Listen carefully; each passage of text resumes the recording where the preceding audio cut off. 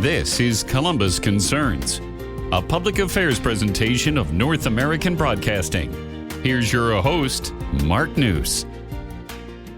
Good morning, and thanks for joining us today on Columbus Concerns. With us, we're pleased to have Tammy Wharton. She is the president and CEO of Girl Scouts of Ohio's Heartland. And Tammy, thanks so much for stopping by. Thanks for having me. Here we are. The 2026 cookie season has arrived for the Girl Scouts. Tell us about it. Well, it's the most favorite time of the year for Girl Scouts anyway. It is one of our biggest programs where girl entrepreneurs, we have over 8,000 girl entrepreneurs doing their own cookie program. They're learning great skills, which are on the box of cookies. If anybody picks them up, they can learn about goal setting, decision making, money management, people skills, business ethics, things that they need to run their own business and things they need for life. And we want to make sure that our girls get those skills because unfortunately in this day and age, there is quite a bit of opportunity for them to learn them. And it's I've always heard, and my wife's a school teacher, and she always says things like, what your hands learn, your mind can't forget. These girls remember this and this experience for the rest of their lives. That is true. And with technology today, which is a great thing, I don't want to say it's not important.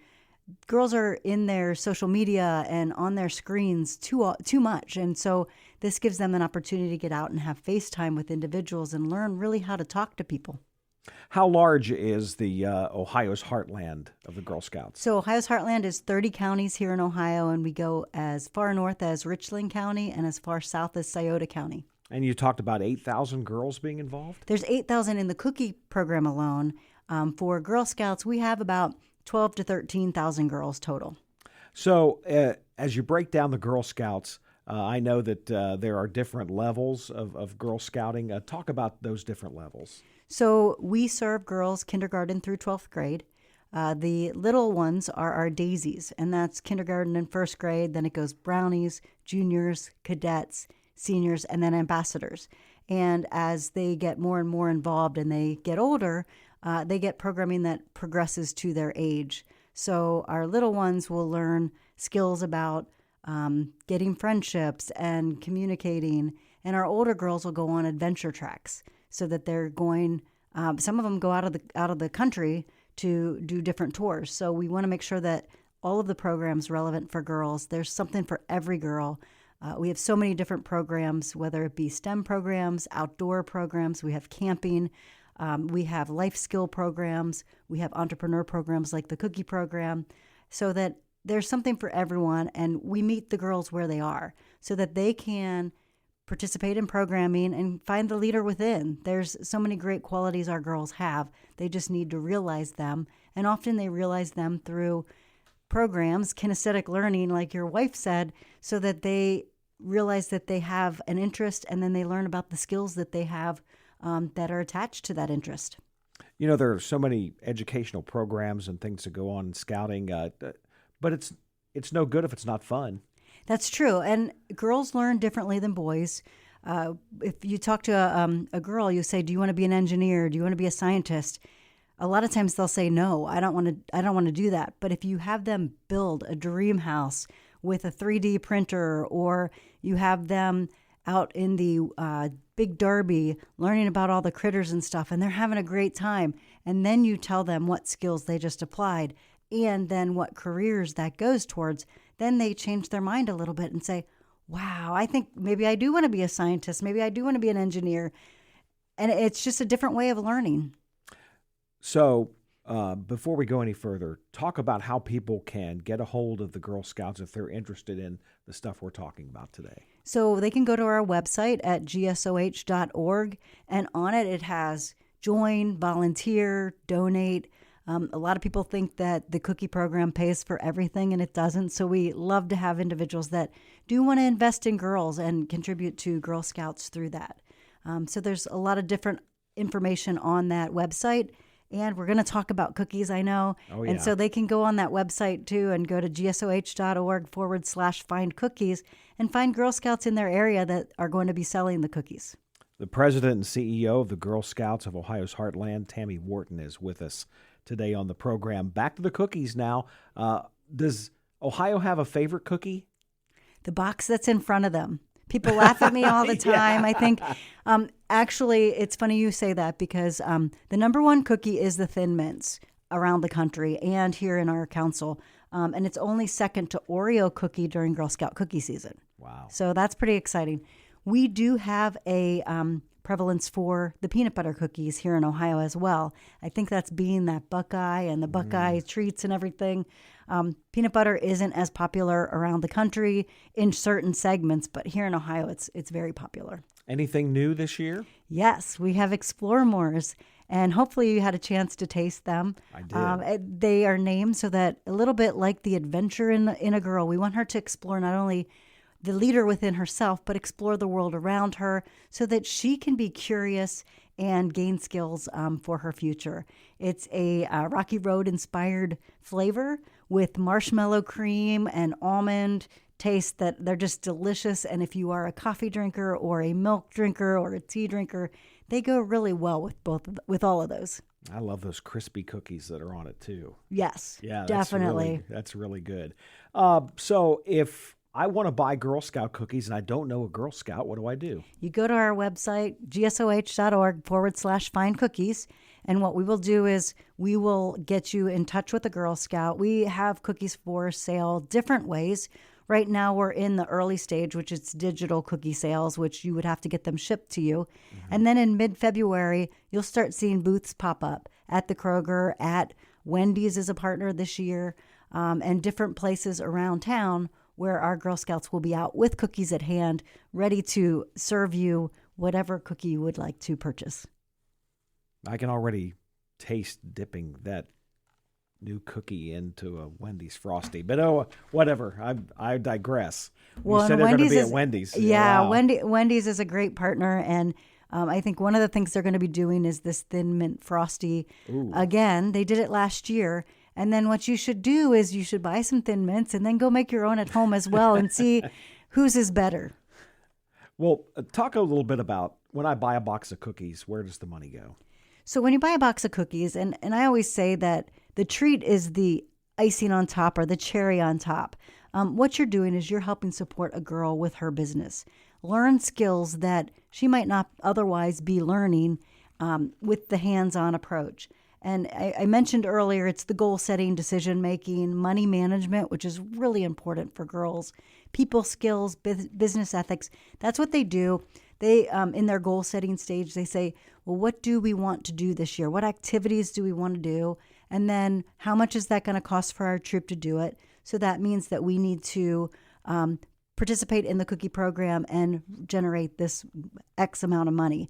About $1.6 million of proceeds go to our Girl Scouts each year. So the money stays local for the Girl Scout cookie program, and it allows them to participate in activities that they might not otherwise be able to participate because they didn't have the funds to do so. What are those types of activities? They can go camping. They can go to different museums. They can go on trips. We've had girls go to the Science Museum in Indianapolis, or they could go to COSI. They could come to our programs where we do outdoor program activities. We have a maple syrup festival. We have holiday hikes, or they could put it towards their membership as well. So really, the girls get to choose what they want to do with those funds because it's their funds to utilize however they want. We are talking today with Tammy Wharton, who is the president and CEO of the Girl Scouts of Ohio's Heartland, and it is Girl Scout cookie season. Talk a little bit about how the Girl Scouts tries to stay relevant in today's age of social media and everything. Is it hard to get girls together? It is hard to get girls together, and it's hard to also get beyond the stigma of what Girl Scouts has been for a long time. It's been an organization over 100 years old, but we've come around with the time, and the activities that we offer today are activities that girls really, really want to participate in. The cookie program's tried and true, and we've had that for many, many years, but we do a lot of STEM programming. We do building your own dream house, fairy gardens. We do where the girls are. And so that's, I think, really important for people to understand that it's not your grandma's Girl Scouts. So that is what we try and do through social media and through different segments of getting the word out there. And the other piece is Troop is where the girls participate with other girls, but we also have other ways to participate because, again, we continue to try and meet the girls where they are. And maybe you have a girl that's involved in all kinds of sports and crazy busy, but in the summer she wants to go to camp. So we offer day camps and resident camps that would be appropriate for her. And then for the person the little Daisy that wants to meet friends in her school and wants the time to do that and doesn't want the teacher saying, stop talking, which was what happened when I was young, then we have a Girl Scout troop for her. Mm-hmm. And we have incredible leaders that serve the Girl Scouts and oversee and advise the girls along the way. We also have awards girls can earn. We have the Gold Award, which is the highest award a girl can earn, but it's a progression. You can do a Bronze Award, Silver Award, and Gold is the pinnacle. And what that does is there's scholarships available for girls that are in the Gold Award.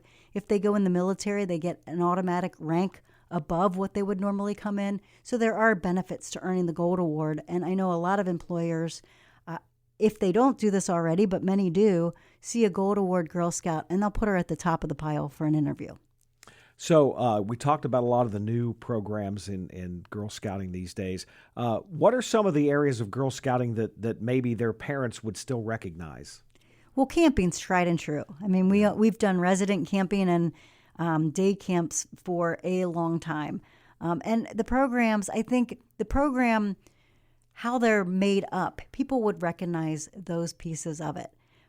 And then we add to them a lot of unique programs that are relevant to girls today, because I don't think that tying up a robber with 18 inches of rope is a skill that many girls are participating in today, although that was one of the first badges when Girl Scouts first started. So you'll see a lot of badges and patches still, and those are symbols of accomplishing certain skills, which we've had badges since Girl Scouts started.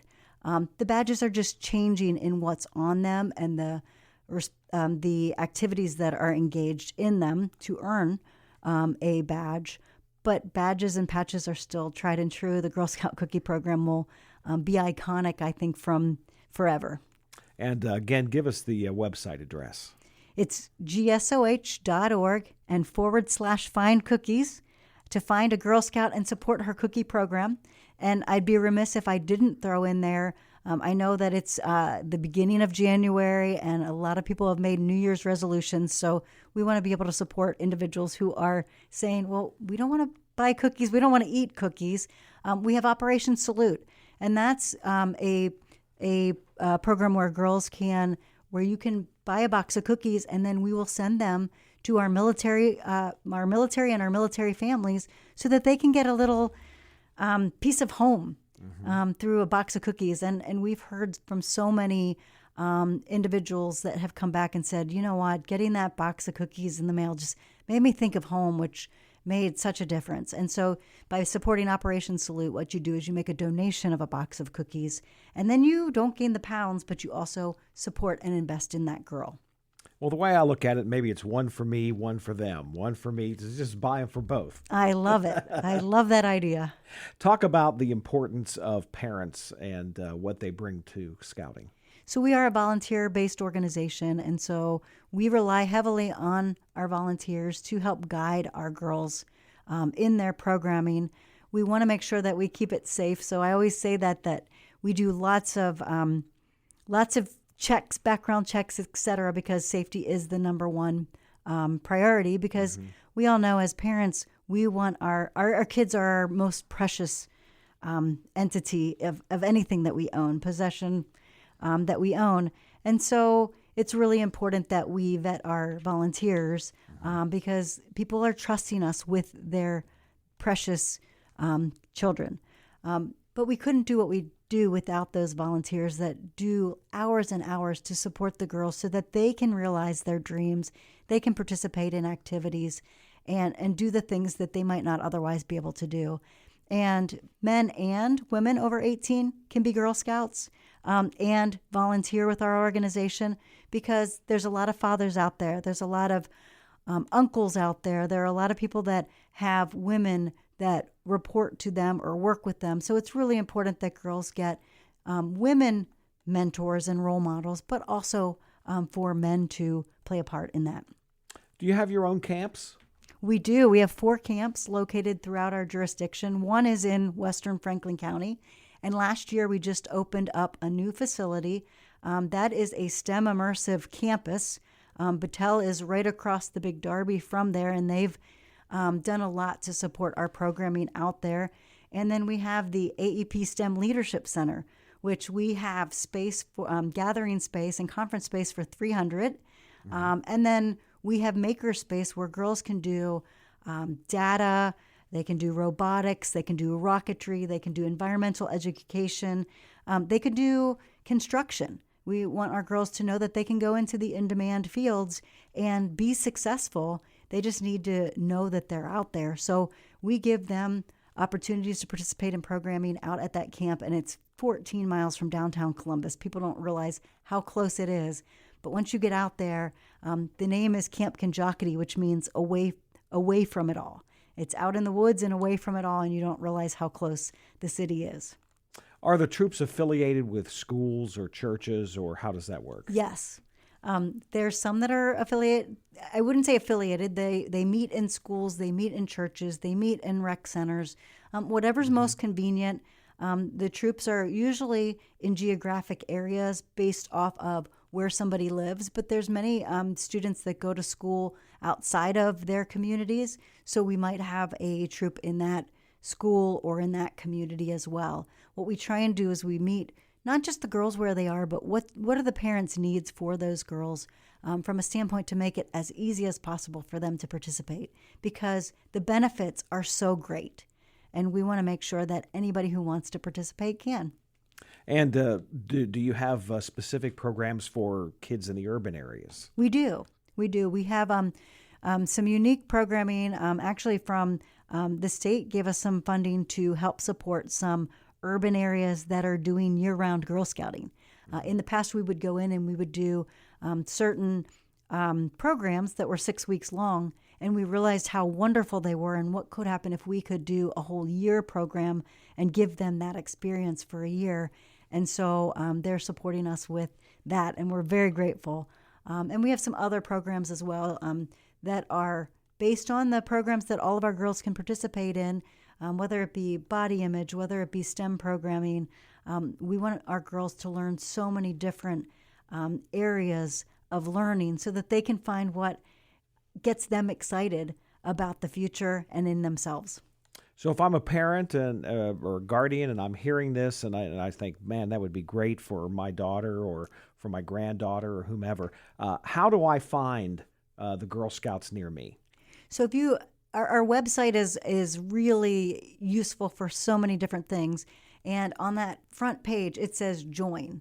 And so if you hit that button and give us a little bit of information, we'll have somebody reach out to you and talk with you and find out what your needs are, and then help you find the way Girl Scouting meets your needs. Mm-hmm. And we have a lot of people that would love to answer that phone call. And the benefits are incredible. And we work with the schedules where the girls are. And I think that that's the one thing that is not always known is, you know, if a girl wants to join a troop, but she can only participate every other month, that's fine. If that's how she wants to participate. So we really want to be able to be a supplement to all the things that girls do, and they can have fun while they're doing it and meet some really great friends. Do you also have information like in the schools and the churches and the rec centers where they meet? We do. In the fall, we do a lot of recruitment right in the schools. So we'll be sending information home to the parents during that time. But it's not the only time that girls can join a troop. We have girls joining troops year-round. A lot of times troops will go from the fall until school's out and maybe take the summer off, and then our Girl Scouts will participate in camps and different things that the council hosts. So we have the troops, we have individual Girl Scouts that can participate in the magnitude of council-led activities. And then we have the outreach that we talked about for some of the in-school scouting programs that we are doing. Does all of your programming and all of the programs and things you have for girls, does it all come from like a national organization, or do you have some that are unique to Ohio? So I would say predominantly the activities are unique to Ohio, and we have an incredible program team that creates curriculum, but also partners with other organizations, because we realize we're the experts in girls. We're not the experts in all the different activities. And so we want the experts to come and be role models for our girls. So we create programming that's first fun, and second is going to be interesting to the girls. The badges, which a lot of people are very familiar with Girl Scouts, that's the national curriculum that comes down. And we used to joke and we said, there's a badge for everything. So if you hear me say, if you have a question, I'll be like, there's a badge for that. There are, I don't even know how many badges we have today because it keeps changing. They keep adding new ones in. They take some of the old ones away. As I mentioned, the tying up the robber one, no longer there. But now we have ones about the environment, saving the environment, citizen scientists, and all kinds of programming. Well, we are talking with Tammy Wharton, and she is the president and CEO of Girl Scouts of Ohio's Heartland. And she's here to talk about Girl Scouts and, of course, the Girl Scout cookie season, which is underway. And we are so happy that it is, because I'm ready for some cookies, that's for sure. I didn't get enough sweets over the holidays, so I need some more cookies.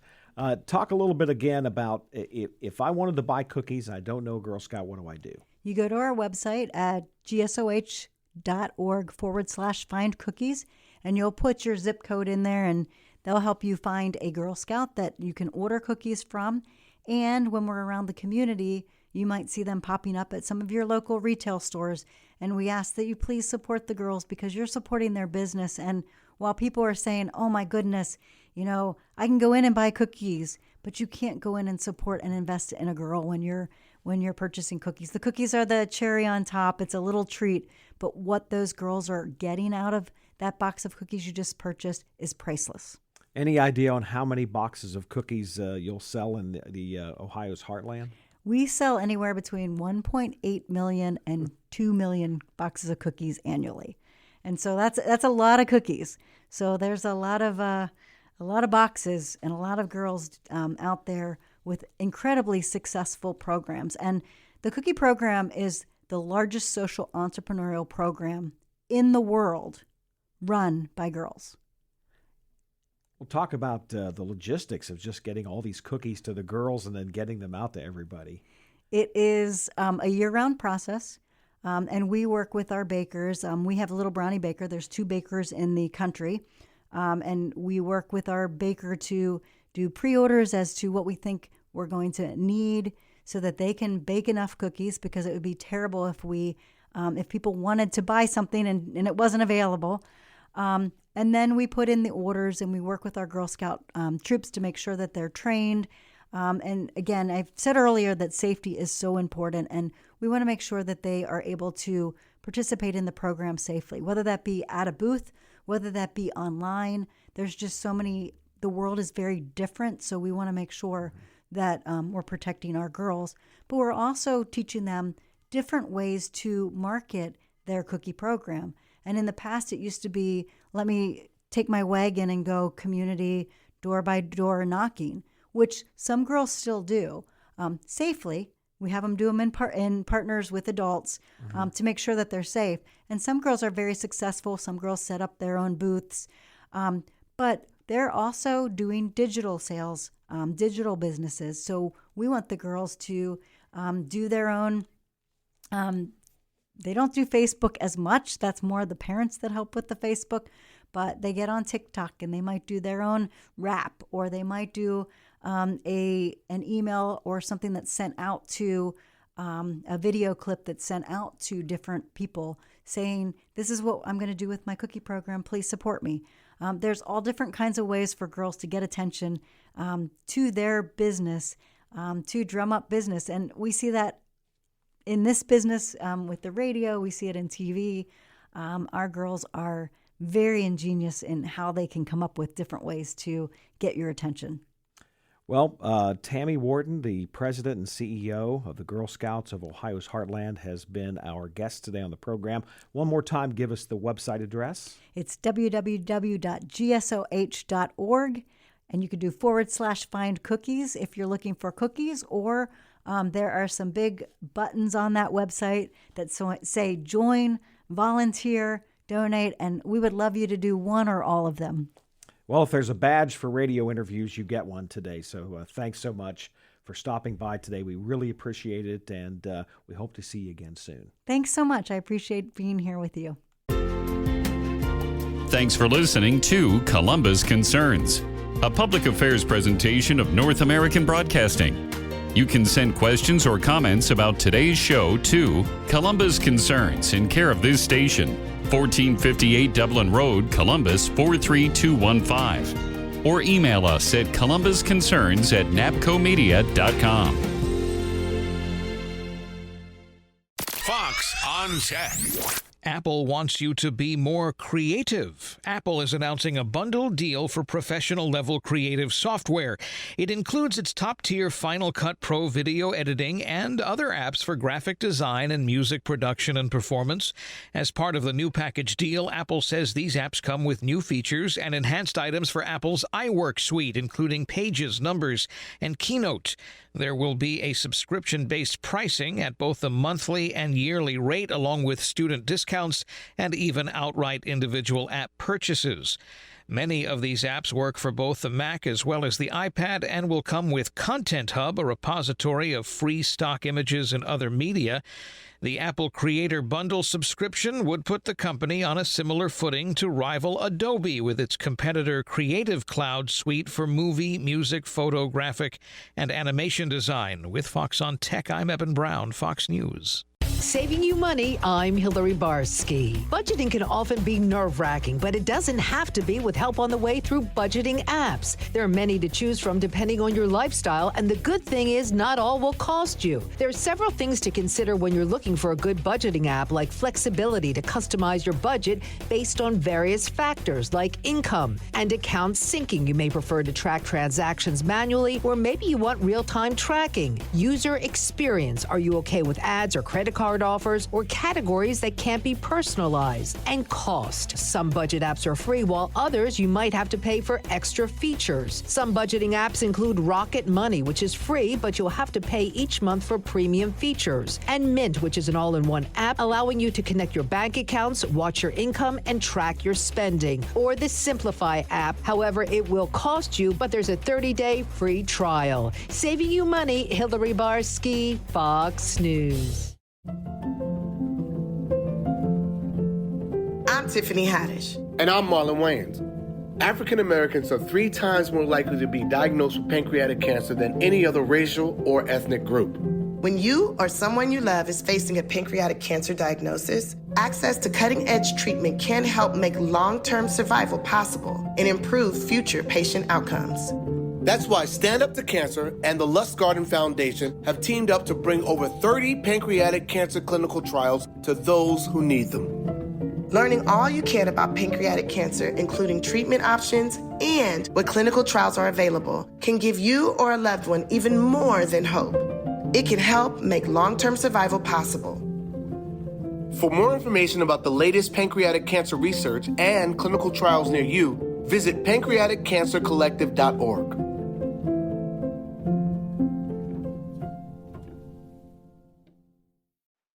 Food. Our survival relies on it. Yet every day in central Ohio, nearly 1 million pounds of it enters the landfill. That's a lot of food, natural resources, and money being wasted. The meals on our plates require a lot of energy, water, and land to grow, harvest, and prepare. And we rely on a healthy planet to provide that.